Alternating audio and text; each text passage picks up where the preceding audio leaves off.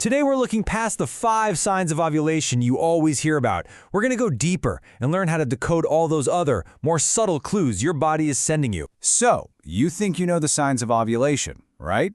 You've got the big ones. Changes in cervical mucus, that shift in your basal body temperature. You know, the usual suspects.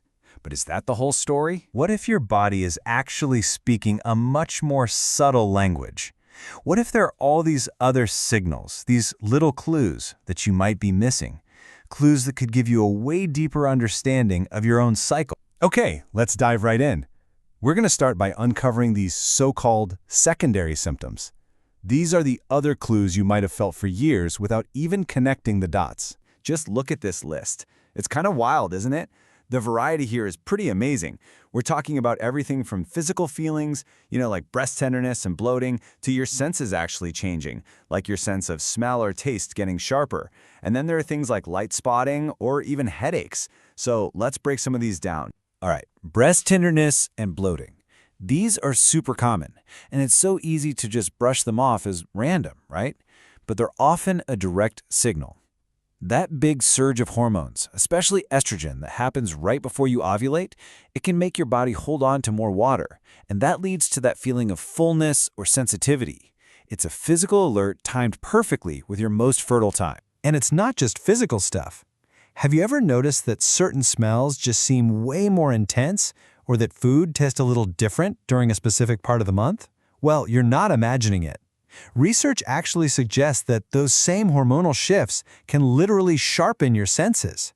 It might even be an old evolutionary trick to make you more aware of your surroundings when you're fertile. How cool is that? And finally, we've got light spotting and headaches.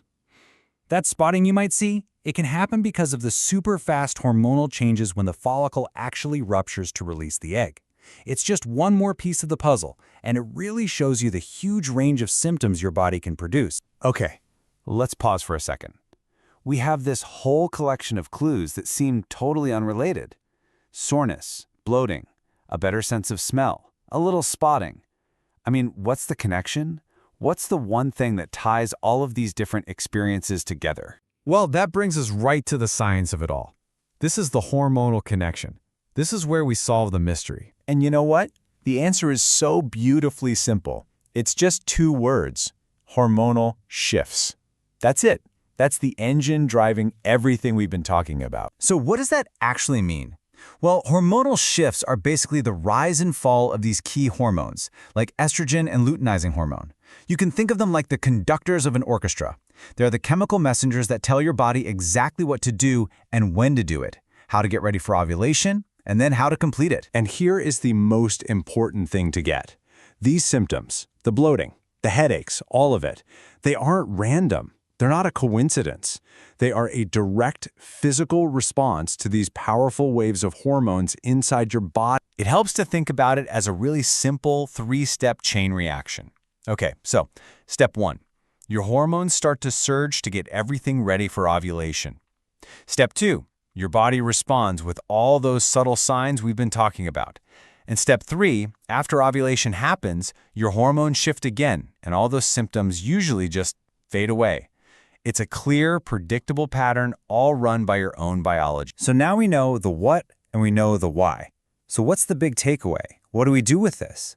Well, that brings us to our final section, learning how to listen to your body, and basically becoming your own body detective. Because that's really what this is all about. When you start paying attention to these secondary clues, you get these incredibly deep personal insights into your unique body and your reproductive health. You're moving past just tracking data points on an app and into truly understanding the language your body is speaking. It all comes down to this one single powerful idea.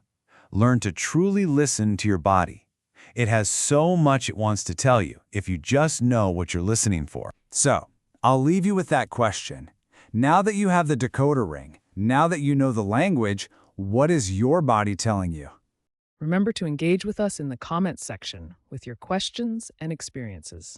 We believe in the power of community support, and your journey can inspire and help others.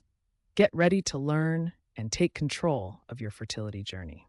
Don't forget to like, subscribe, and hit the notification bell to stay updated on our latest fertility insights. Explore our playlists for more in-depth information on various fertility topics. Visit OvuLoom.com for personalized resources tailored to your needs. We're with you every step of the way on your path to parenthood. Stay hopeful, and we'll see you in the next video.